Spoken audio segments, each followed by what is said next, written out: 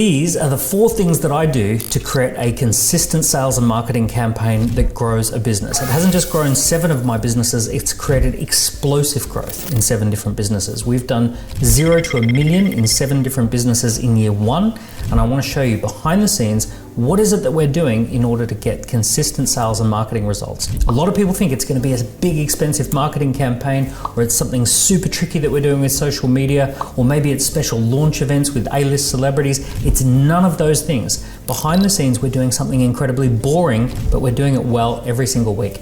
Let's explore the 4-step framework. So, what is the 4-step framework? The 4 steps are leads, appointments, presentations, and sales. So every single week, we want to generate more leads and we want to track that. We want to get those leads and book appointments so that we're talking to people one-to-one.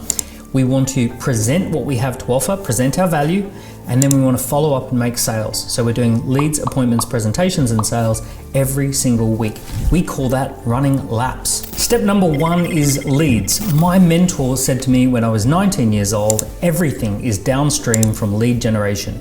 He said, if you can't generate leads, then the rest of the business might not even be bothered with, because ultimately lead generation comes first, and then you can solve every other problem downstream from there. So how do you create leads? Well, there's a few things that you need to do. You need to have specific things for people to do in order for them to signal their intention to work with you. I love to have waiting lists, and I love to have registration of interest lists. Now, these are ways for people to say, I'm interested in what's coming up. I'm interested in the thing that's coming next. I'm not gonna buy it just yet, but I am gonna signal my interest in what you're doing. And that's a registration of interest or a waiting list. The next favorite thing that I've got is a scorecard or an online assessment. This is a way for people to benchmark themselves as to whether they need your product or not. If they score low, there's a good chance that they need your product in order to score higher. If they score high, then maybe they don't need your product so much, or maybe it's a good to great product.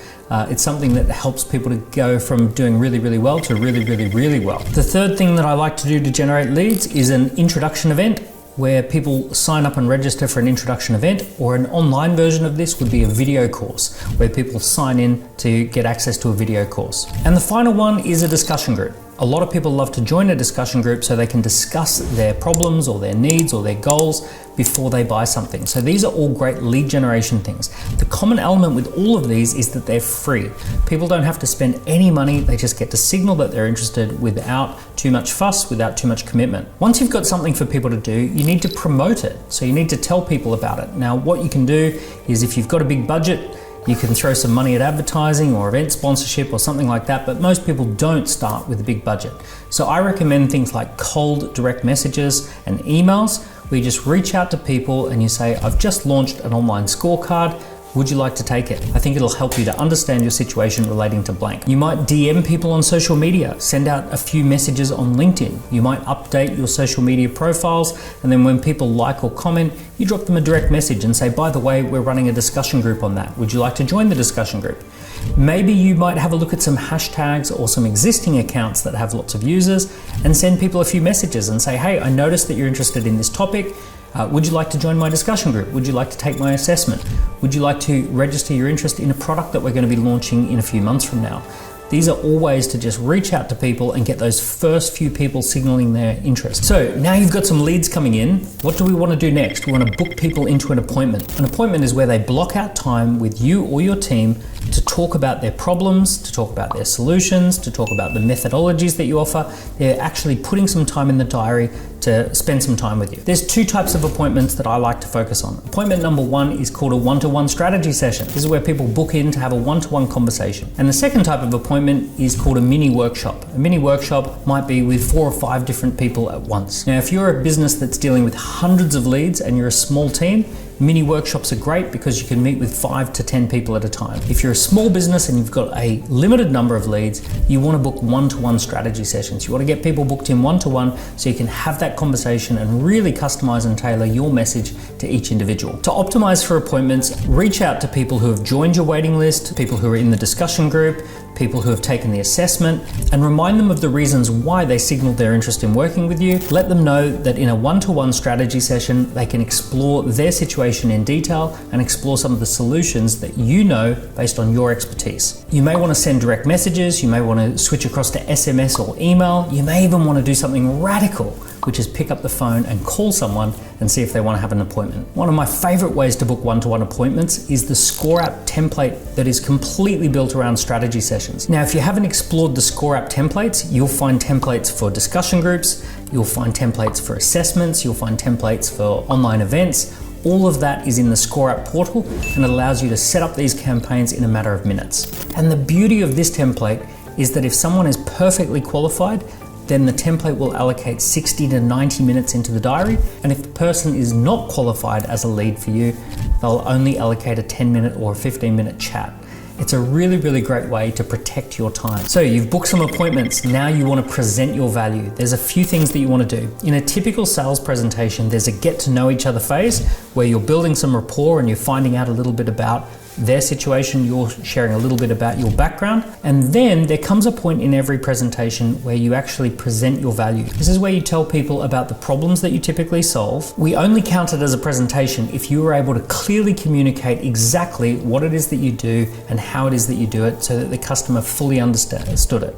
If you didn't do that clearly, you don't count that as a presentation, and that's the area that you need to improve next time. How can you optimize for presentations? You should do a few things. You should put your presentation onto a slide deck. A slide deck is a great way, it's training wheels for keeping on track, right? It's a way of being able to stay on track by having your slides. Now, even if your slides are off to the side, if you're doing a digital presentation, or if you want to talk people through your slides, right, it keeps you on track and it makes sure that you don't forget any key points. Another thing you want to do is practice and rehearsals, right? Of course, if you're a musician, you do lots of rehearsals before going in front of a live audience. If you're a comedian, you do lots and lots of rehearsals. If you're a sports star, you'd be out there doing practice matches before you're in front of a real life opposing team. So what you want to do is you want to do practices and rehearsals. Find yourself a few entrepreneurs that you can work closely with where you can practice your presentation, they can practice their presentation, and you can both give each other feedback on how to improve. Now finally, sales. Is sales a dirty word? In many cultures, I see something that I call ABS braking. It stands for anything but sales. If you imagine a fisherman who goes out into the middle of a lake and sits there waiting for the fish to jump into the boat before taking any action, that would be some entrepreneurs when it comes to selling their product or service. They're sitting around waiting for people to just kind of throw themselves at them. And that's not how we want to do it, especially if you're a startup, because ultimately people barely know you exist. In today's modern world, they forget really, really quickly that you even presented your value to them. So sales is about professionalism. It's about follow through. It's about doing all the things that you said you would. It's about putting the ball in your court to follow up and make sure that if someone is ready to buy, that you're going to be there to make sure that you can take that order from them, that you can collect that sale. Now, a lot of people think that sales is about having a friendly chit chat. Now, I don't agree with that. I think that sales is a discipline. It's about professionalism. And I really believe that you need to practice and rehearse so that you get your sales presentation down to a fine art. The reason that sales is so hard is because you're juggling three balls. You're juggling people's logical brain, their emotional brain, and their sense of urgency. And a sale happens when people agree that they logically want to buy from you, that they emotionally feel good about buying from you, and that they feel a sense of urgency that it would be right to buy from you now rather than waiting 6 months or 12 months into the future. Those are three separate things that people have to arrive at. And as I said, it's like juggling those three balls. No one is born knowing how to juggle. We have to learn to juggle. So we have to practice our sales presentations and rehearse our sales presentations, and the specific feedback that we need from our friends or our colleagues is the logic, emotion, and urgency feedback. We need people to say, I logically understood what you said, but I wasn't emotionally connected to it. Or I logically understood it, I emotionally connected with it, but I didn't get a sense of urgency. Because you need all three of those things to come together for people to say, yep, it's time to buy from you, from your business. That's what we're trying to achieve with a great sales presentation. So it sounds pretty simple. Laps, leads, appointments, presentations, and sales, but that's what's worked for me. Simplicity scales, simplicity works. If you want to improve your business, it really comes down to starting to track and measure how many leads per week are you generating, how many of those leads go through and book an appointment, how many appointments turn into presentations where you correctly deliver your presentation of what you do, and how many of those presentations go forward to sales, completed sales. And if you can then track and measure that, you can then start to improve those along the way. Leads, appointments, presentations, and sales, it's the backbone of growing your business. So leads, appointments, presentations, and sales, you need to start tracking these numbers. What the numbers might look like could be 50, 12, 10, 2, right? 50 leads come in, 12 people book appointments, 2 people don't show up, you only deliver 10 presentations, and 2 people buy. Right, so you want to put that on a spreadsheet or a dashboard. In the early days of my businesses, we had a whiteboard on the wall tracking our lapse numbers.